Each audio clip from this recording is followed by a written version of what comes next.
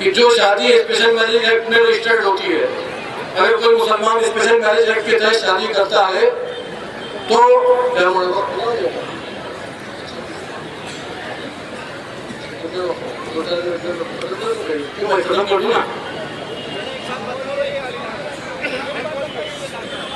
हाँ उसको बता देता हम क्या करना। तो उसमें एक ऐसा कानून है कि जो शादी उसकी होती है स्पेशल मैरिज एक्ट के तहत, तो उसमें इस कानून की एक चीज ऐसी है कि वो उसको आपके वरासत अपने मजहब के मुताबिक नहीं मिलेगा। अगर किसी ने शादी की, कोर्ट मैरिज की, मुसलमान है या कोई भी है, तो वो अपने बाप की जायदाद में से उतना हिस्सा नहीं पाएगा जितना हिस्सा इस्लाम उसको देता है। ये इस कानून का एक प्रावधान है, बिल्कुल खुली हुई बात। लेकिन उसमें फिर हंगामा हुआ साहब, कुछ लोगों ने हंगामा किया कि साहब हम तो हिंदू हैं, हमें क्या मतलब। तो उसमें एक तब्दीली ये हुई कि भाई जो हिंदू अगर शादी करता है स्पेशल मैरिज एक्ट के तहत तो उसको उसकी वरासत का हक मिलेगा उसके मजहब के मुताबिक। कोई और मजहब वाला करता है तो उसको नहीं मिलेगा। ये कैसा काम सिविल कोड है भाई, समझ में आता है आपको? तो अजीजों, ये कॉमन सिविल कोड तो कभी हो नहीं सकता, ये हुकूमत भी जानती है। इसलिए हुकूमत ने एक शोशा और छोड़ दिया, वो है तलाक का। बस आखिरी बात कहेंगे, मैं अपनी बात खत्म करता हूँ कि तलाक का मसला। अच्छा, तलाक में हमारे पहले भी इख्तिलाफ था कुछ। अच्छा, इसमें झूठ कितना बोला गया। अच्छे खासे लोगों ने, पढ़े लिखे लोगों ने, माशाल्लाह दाढ़ी टोपी वालों ने टीवी पर बैठ करके कहा कि भाई 3 तलाक एक साथ अगर नाफिज होती सिर्फ हनफी, बाकी तीनों इमामों के यहाँ नहीं होती। मैंने अपने कानों से सुना। अच्छे खासे पढ़े लिखे साहब ने इदारे लिखे इसके ऊपर किसी हनफी फिका को सबके ऊपर क्यों थोपा जा रहा है। एकदम सही झूठ बोला गया, साफ साफ झूठ बोला गया। कोई हल होती है ना भाई, जबकि सारे लोग जानते हैं कि इमाम अबू हनीफा, इमाम शाफी, इमाम मालिक, इमाम अहमद इब्न हंबल, ये सारे लोग मुत्तफिक हैं। बल्कि 8 सदियों तक पूरे मुसलमान मुत्तफिक थे।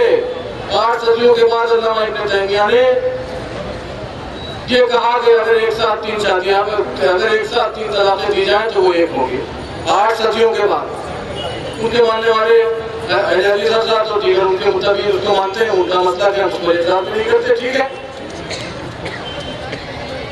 तो चूंकि ये पहले से था, शिया हज़रात का मसला पहले से अलग था, तो सोचा इसको भड़काया जाए। सुबह स्वामी तो पहले कह चुका है ना कि भाई मुसलमानों के इख्तिलाफात को हवा देंगे तो कौन हवा मिल सकती है।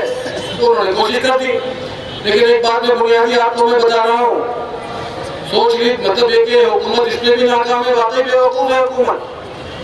हुकूमत ने जो 3 तलाक की मुखालफत की है, उसने ये नहीं बताया कि 3 तलाक एक साथ गलत है या अलग अलग गलत है।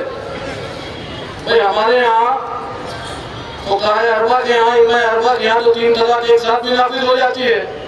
अहले हदीस हज़रात के यहाँ भी 3 तलाक़ें नाफिज होती हैं, एक मजलिस में ना सही, अलग अलग मजलिस में। अगर अलग अलग सिटिंग में 3 तलाक़ें दे दी गई तो उनके यहाँ भी नाफिज हो जाएंगी। लेकिन सरकार क्या कर रही है कि 3 तलाक चाहिए ही नहीं, ना अलग अलग ना एक। बुनियादी बात है कि नहीं, ये सबको बेवकूफ बना रहे। इसीलिए ये बात है हज़रात भी समझते हैं, इसीलिए वो भी कौम के साथ है। बुनियादी जो बात है वो ये है कि सरकार तो 1 और 3 का फर्क ही नहीं, बस 1 हो गया तो 1 हो गया, उसके बाद क्या होगा वो भी सरकार नहीं बता रही। बस ये 3 तलाक एक साथ औरतों के ऊपर जुल्म हो रहा है। अरे भाई तुम औरतों के ऊपर जुल्म की बात करते हो, अरे तुम अपना देखो, यशोदा बहन को देखो जो नहीं खुद रहा पर औरों का हादी बन गया, जो नहीं खुद रहा पर औरों का हादी बन गया, अपनी बीवी छोड़कर गैरों का काजी बन गया। मैं खत्म कर रहा हूँ यार, मुझे तकलीफ करने की आदत नहीं, एक मसला शुरू हो जाता हूँ तो मन नहीं होता, मन कर रहा हूँ। तो मैं देख रहा था भाई, अगर मोदी जी को हमारी औरतों को इतनी फिक्र है, रकिया जाफरी इनकी मानों का नाम तो सब जानते हैं, उनके साथ इंसाफ करते। अरे नरोदा पार्टियां भी 2 मुसलमानों के साथ इंसाफ कर दो, तो 2 मुसलमानों को मोदी जी भूले नहीं होंगे। 9 महीने की आमला थी, इसका पेट त्याग करके बच्चे को जला दिया गया, आग में जलती हुई आग को फेंक दिया गया, उसको मुसलमानों को इंसाफ तो मिलेगा। गंगोत्री सोसाइटी के वो मुस्लिम बहने जिनको हाईवे पर दौड़ा दौड़ा करके मारा गया, वीडियो बनाई गई, वहीं पर उनका जिला भी जब हुआ, रेप हुआ हाईवे पर, और उनको मरा हुआ समझ करके छोड़ करके चले गए। वो तो भला करे, कुछ बेचारे सीट ड्राइवर्स का ट्रक पर आ रहे थे हाईवे पर, उन्होंने देखा कि कुछ मुस्लिम औरतें यहाँ पर पड़ी हैं, उनको उन्होंने उठाया और उठा करके करीब को मुसलमानों का जैसा गाँव नजर आया तो वहां पहुंचे। उन्होंने एक दरवाजा खटखटाया, बताया कि भाई ये लोगों कुछ औरतें हैं हमारे पास, हमारे साथ में, उनके साथ वहाँ पीछे कुछ हादसा पेश आया है, आप आकर इनको लीजिए। वो मत वहां से भागे भागे आए, उन्होंने रोका सिर्फ भाइयों ने, कहा नहीं आप ना आओ, वो औरतें इस हालत में नहीं है, अपनी औरतों को भेजो। वो औरतें इंसाफ के लिए आवाज दे रहे हैं, उनको कब इंसाफ दोगे? सिर्फ मुस्लिम औरतों के साथ इंसाफ? अजीजों, ये लड़ाई लंबी है, हम लोगों को एक साथ में मिलकर के इस लड़ाई को लड़ना चाहिए। अल्हम्दुलिल्लाह पूरी कौम एक साथ है, आइंदा भी रहेगी और इत्तेहाद के साथ रहेगी। मैं अगर एक मिनट की इजाजत है मौलाना, तो मैं इत्तेहाद की तशरीह कर देता हूँ, बहुत जरूरी बात। चलिए, अस्सलाम वालेकुम। दोस्तों, ये थे हम सबके महबूब और मोहतरम हजरत हकीम मिल्लत मौलाना महमूद दरियावाली साहब।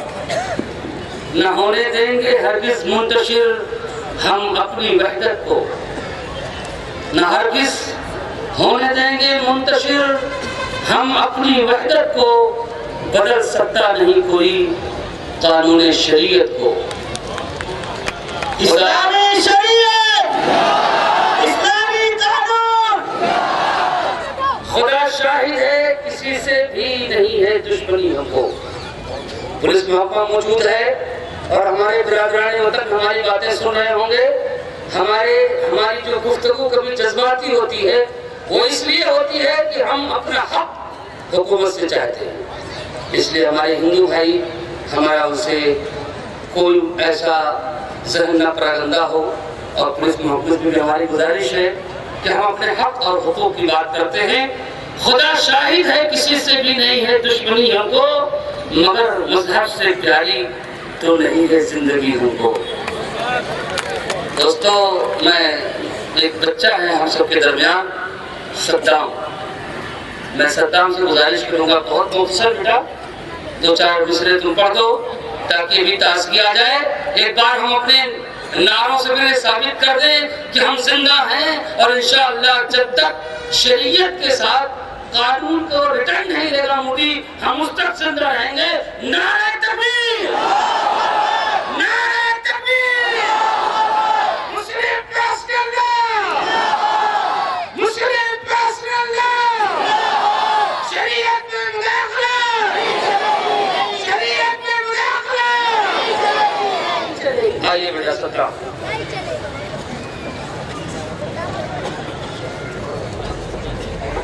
अस्सलाम वालेकुम। थोड़ा भाई की आवाज बढ़ा दे, कम से कम 4 से बोलता हूँ कि मादरे हिंद की असमत के निगहबान है हम, मादरे हिंद की असमत के निगहबान है हम। कद्र इंसान की करते हैं कि इंसान है हम, कद्र इंसान की करते हैं कि इंसान है हम। आचाई है जब इस देश की आजादी पर, अगले मिनट में आपकी दुआ चाहूंगा कि आचाई है जब इस देश की आजादी पर, आचाई है जब इस देश की आजादी पर,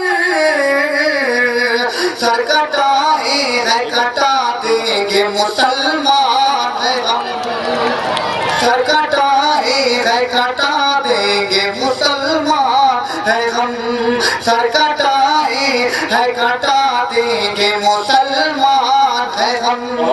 बहुत चांद से और जाएगा सुनाए कि तुम डरा सकते नहीं,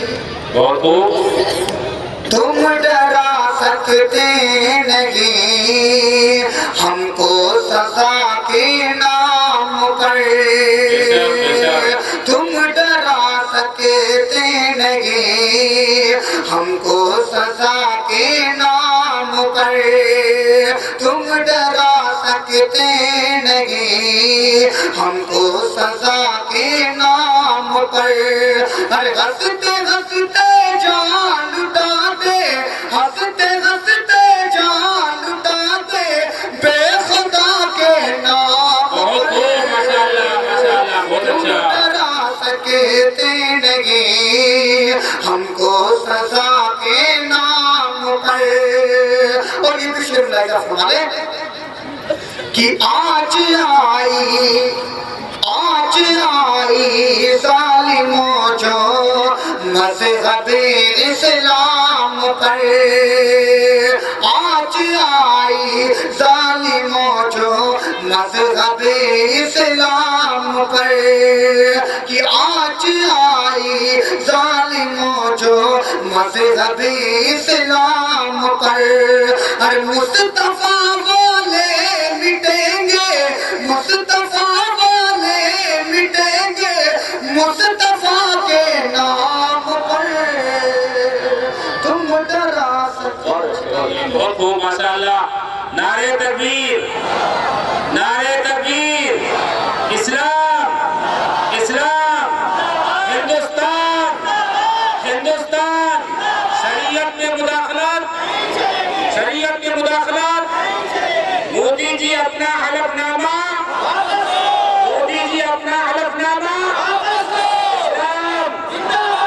दोस्तों, जिस शरीयत के मानने वाले हम और आप, जिस कुरान को मानने वाले हम और आप, जिस इस्लाम को मानने हम, जिस इस्लाम को मानने वाले हम और आप, वो अल्लाह, वो खालिक, मौजूदा हुकूमत, बीजेपी, आरएसएस जहनियत, हमारे वजीर आजम कान खोल कर सुन ले, कान के पर्दे को हटाकर हमारी आवाज को सुने कि हम उस अल्लाह को मानने वाले, जिस अल्लाह ने हमारे लिए आपको गुलजार बना दिया, पत्थर से पानी बरसा दिया, पानी में रास्ता बना दिया, हम उस अल्लाह को मानने वाले हैं। हमारा खालिक और मालिक वो है। तौहीद की अमानत सीनों में है हमारे, आसा नहीं मिटाना नामो निशान।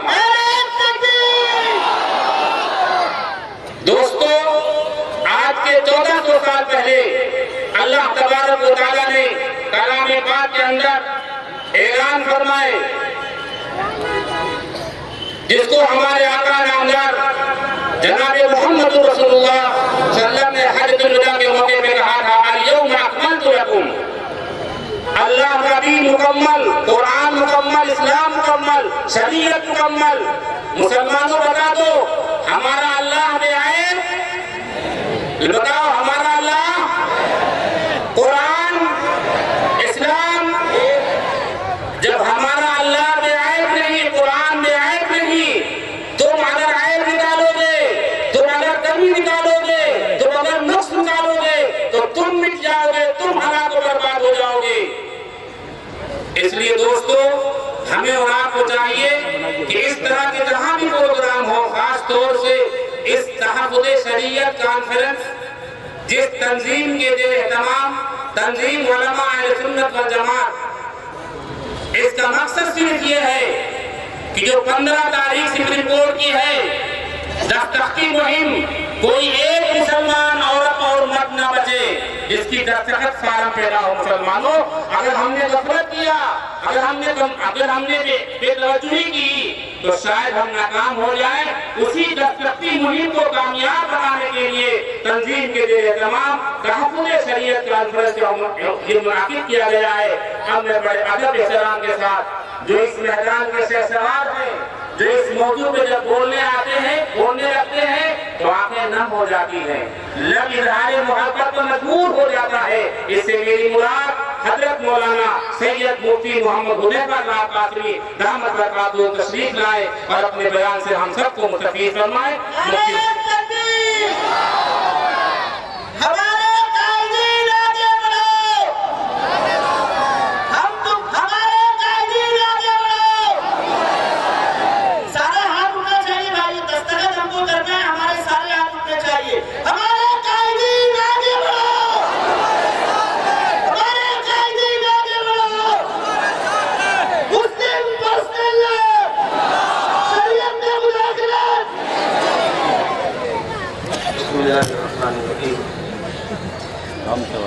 मेरे बुजुर्गों, स्टेज पर तशरीफ फरमा मुअज़्ज़ज़ उलमाए किराम,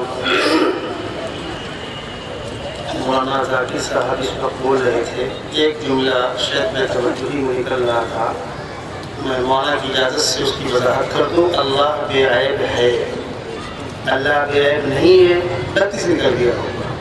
खुदाए वहदहू ला शरीक लहू, वो सारे उयूब से पाक है और उसका पैगम्बर हमारे सबके आका सय्यदना मुहम्मद सल्लल्लाहु अलैहि वसल्लम, उसकी भेजी हुई आखिरी आसमानी किताब, ये सारी चीज़ें ऐब से पाक हैं। मेरे बुजुर्गों, ये इंसानों का ठाठे मारता हुआ समंदर और पर्दे के पीछे एक बहुत बड़ी तादाद हमारी बहनों की। तकरीबन 2 घंटे से आप उलमाए किराम के बयानात से बात फरमा रहे हैं। हर बोलने वाले ने अपने अपने तौर पर बहुत ही काम की बातें, दिल के टुकड़े निकाल कर रख दिए। हमारे हम सब के मुहतरम मुफ्ती शहीद अहमद साहब साबरी, जिन्होंने हवाला भी दिया था, कई रोज से मैं समझता हूँ हफ्ते अशरे से हजरत के मुख्तलिफ इलाकों में मुसलसल बयानात हो रहे हैं। जब बहुत से लोग होते हैं, वक्त की किल्लत होती है। मैं यहाँ तो मेहमान था, हमने मौलाना को कल पहले बुलवा लिया, मौलाना पहले बोलिए, जो टाइम बचेगा हम लोग बोलेंगे, और मैं खुद नहीं बोला। मैं वहाँ मेहमान नहीं, मेहमान था। मौलाना और बोलते, हम और सुनते, और बहुत से मुकर्रिरीन ने बहुत काम की बातें की। और मेरे दोस्तों, सबसे बड़ी चीज़ तो ये है, इसकी आज मिल्लत को सख्त ज़रूरत है। हमारा ये एक स्टेज पर आकर बैठना, यकीन जानिए मुसलमान कुछ ना करे, इतना भी करने वाला कर रहा है, इंशाअल्लाह किसी की हिम्मत कभी नहीं पड़ेगी। हमें लाठी नहीं चलानी है, हमें सर नहीं फोड़ना है। हम अगर एक साथ बीटी से लेकर जय तक सिर्फ खामोश एक एहतजाजी रैली निकाल रहे हैं तो आज चलेगा। वो बोला ठीक है, मैं गेस करता हूँ। हुकूमत की नींदें हराम हो जाएगी। ठीक है, पिछली हुकूमत भी ये काम करती थी, दूध के धुले कोई नहीं है, लेकिन इस हुकूमत ने तो बाकायदा प्लानिंग में शामिल कर रखा है और दिल की गंदगी जुबानों पर आ जाती है। कई मरतबा ये बात कही गई कि इनको आपस में बांटो। अल्हम्दुलिल्लाह, मैं पूरी जिम्मेदारी के साथ कहता हूँ, बड़े फख्र और नाज के साथ कहता हूँ, मुसलमान बदअमल हो सकता है, मुसलमान बदअमल हो सकता है, लेकिन शरीयत को मिटाने के नाम पर कोई उसको बुलाना चाहे, वो जूते की नोक पर ठोकरे मार देगा। इस्लामी कानून, शरीयत में मुदाखलत। मैं आपको बताऊं, इस वक्त इस खबासत का आगाज हुआ। वो आगाज कैसे हुआ? केस तो एक हिंदू बहन का कोर्ट में चल रहा था, सुप्रीम कोर्ट में। जस्टिस गोयल ने आर्डर दिया कि भाई जातियां बहुत होती हैं औरतों के साथ, और सुनने में ऐसा आता है कि मुस्लिम औरतों के साथ बहुत जाति होती है। क्या जाति होती है?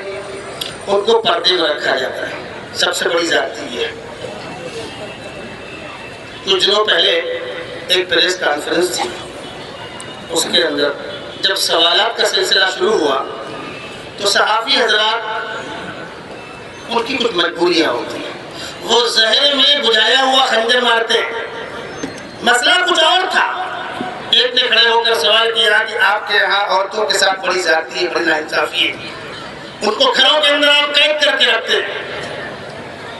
तो मैंने उससे पूछा कि भाई आपके नजदीक दुनिया का वो कौन सा खित्ता है जहाँ की औरतों को आप आजाद समझते हो, बाइख्तियार समझते हो? आप तय कर दे पहले। गुफ्तगू वहीं शुरू होगी इंशाअल्लाह। दुनिया का वो खित्ता कौन सा है जहाँ की औरतें पढ़ी लिखी समझदार बाइख्तियार आपके मेयार के मुताबिक उनको इंसाफ मिल रहा हो, हुकूक मिल रहे हो, जरा आप बतला दीजिए। अब क्या करें? अब जवाब देना उनकी जिम्मेदारी बन गई। बहुत देर सोचते रहे, कहने लगे यूरोप। मैंने कहा मेरा अगला सवाल है और उलमाए किराम आपकी तवज्जो दें और बहनों तुम भी सुनो गौर से। मैंने उनसे पूछा दुनिया में सबसे ज्यादा इस्लाम औरतों में कहाँ फैल रहा है? अब क्या जवाब दे? जवाब इसके सिवा कुछ नहीं है कि यूरोप में सबसे ज्यादा इस्लाम अगर औरतों में कहीं फैल रहा है तो यूरोप और अमेरिका में।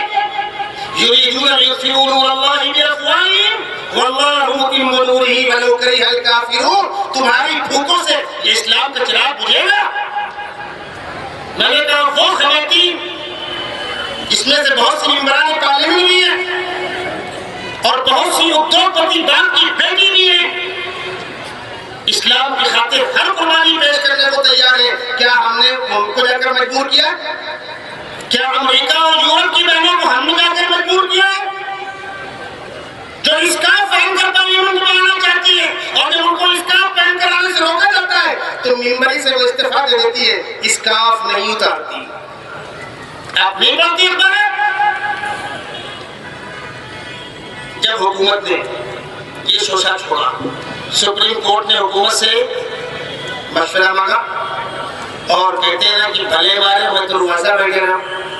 हुकूमत कोई प्लानिंग पे थे, तुम मुझसे मशवरा मांगो तो मैं तुमको मशवरा दूं। हलफनामा दाखिल कर दिया गया और उसी के साथ साथ टीवी की तमाम चैनल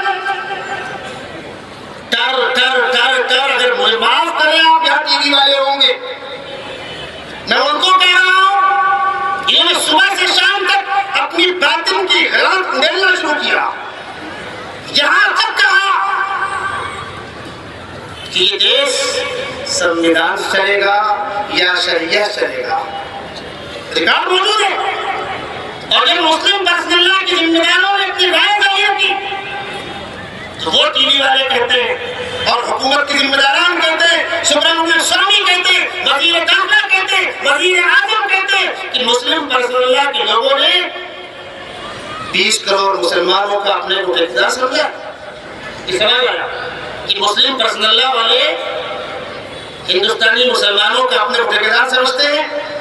मेरे बुजुर्गों, मेरी बहनों, समझो मुस्लिम पर्सनल्ला बोर्ड किस चीज का नाम है। इस मुल्क में जितने मकातिब फिक्र हैं मुसलमानों के, जितनी तंजीमें हैं, जितने बड़े इदारे हैं, उन तमाम इदारों, तंजीमों और तबकात के नुमाइंदों ने सर जोड़कर इसी मुंबई शहर के अंदर 1972 में मुतमन्ना बिल के बाद, बहुत पुरानी बात है, शायद से काम ले रहा हूँ, 1972 में इसी मुंबई शहर के अंदर पूरे हिंदुस्तान से जमा होने वाले हर मकतबे फिक्र के जिम्मेदार उलमा ने एक बोर्ड बनाया था। उस बोर्ड का नाम है मुस्लिम पर्सनल्ला बोर्ड। और ये बोर्ड, इसको मुसलमानों की क़यादत करने का हक है या नहीं, इसको आप कह रहे हैं ठेकेदार समझते हो। उसकी एक आवाज पर, दिल्ली की एक प्रेस कॉन्फ्रेंस पर पूरा मुल्क खड़ा हो गया। आपका शायद बचपन रहा होगा जब शाहबानो केस के मौके पर आज से 30-35 साल पहले यूपी के अंदर बड़े बड़े जलसे हो रहे थे। राजीव गांधी वजीर आजम हुआ करते थे। रायबरेली का वो इजलास 40 लाख मुसलमानों का हाथी मारता हुआ समंदर दुनिया ने देखा है।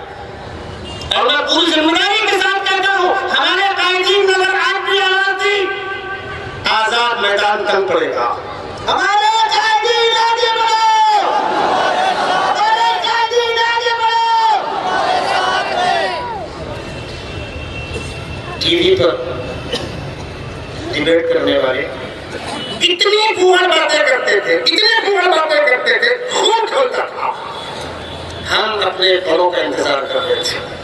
हमारे बड़े बोले बिल आखिर मुस्लिम पर्सनल्ला के जिम्मेदारान ने टीवी पर आकर वजाहती बयान जारी किए, तफसीली डिबेट हुए।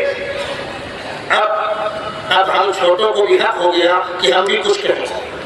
मैं आपसे भी कहता हूँ, और माशाअल्लाह हमारे मुफ्ती साहब इस मौजू पर अल्लाह ने बड़ा मौका दिया है, वरना इन बातों को शामिल कीजिए। हुकूमतें आएंगी और जाएंगी, ये हालात आएंगे और जाएंगे, लेकिन एक मर्तबा तुमने खुजरा दिया है तो मरहम लगा के हम वापस करेंगे। कान खोल के सुनिए हुकूमत, तुमने खुजराया है, हम खामोश थे, हमने कभी तकाबुल नहीं किया था, तुमने मजबूर किया, न तुम सबने हमें देते, न हम फरियाद यूं करते, न खुलते रात से बत्ता नहीं उस्माइया होती, मजबूर तुमने किया। इस्लामी कानून के मुकाबले में तुम्हारी औकात थी, औरतों को आप हटाना चाहते हैं। बड़ी शान से ये मुतालबा, बड़ी शान से ये ऐलान किया गया था, 50,000 मुस्लिम खवातीन ने हमको दरखास्त दिए, हमसे फरियाद किए। जब मुस्लिम अल्लाह ने आवाज लगाई अपनी बहनों से, आ जाओ बहनों, दीन मोहम्मदी को नहीं चाहता है, ऐलान करो हम किसके साथ हैं। पूरे मुल्क की करोड़ों खवातीन ने रैलियां निकालकर और मोदी के घर में गुजरात में उसकी बीवी को साथ में लेकर रैली निकाल के बतला दिया कर किसके साथ है। इस्लामी कानून, इस्लामी शरीयत। क्यों दूसरों को इंसाफ दिलाओगे, अपनी बीवी को इंसाफ दे दो। शर्म आती है कहते हो, हिंदुस्तान के अंदर बहुत से वज़ीर आज़म है, किसी को पूरा मुल्क मिला, किसी को नहीं मिला। ये किरदार की कमजोरी, अपनी बीवी उसको रहने को आप एक मकान नहीं फराहम कर सकते, 50,000 रुपए महीने के उसके इंतजाम नहीं कर सकते। अरे मिलेंगे क्या तुम्हारे मजहब में तुम्हारी बीवी है और कानून तलाक नहीं हुई है तुम्हारी उसकी, तो उसको तो पहले इंसाफ दे दो। आओ इस मसले का हम खुलासा करते हैं। एक औरत या तो बच्ची होगी, या बीवी होगी, या माँ होगी। बच्ची है, उसकी हैसियत तुम्हारे यहाँ क्या, हमारे यहाँ क्या। बीवी है, उसकी हैसियत तुम्हारे यहाँ क्या, हमारे यहाँ क्या। बूढ़ी माँ है, उसकी हैसियत तुम्हारे यहाँ क्या, हमारे यहाँ क्या। इस्लाम कहता है जब पेट में बच्चा पले तो वो बच्चा हो या बच्ची कोई फर्क नहीं करता, दोनों अल्लाह की नेमत है। भेजने वाला ज्यादा जानता है कि इस वक्त जरूरत बच्चे की है कि बच्ची की है। लिल्लाहि मुल्कु समावाति वल अर्द यख्लुकु मा यशा यहबु लिमन यशाउ इनासा व यहबु लिमन यशाउ ज़ुकुर औ युज़व्विजुहुम ज़ुकुराना।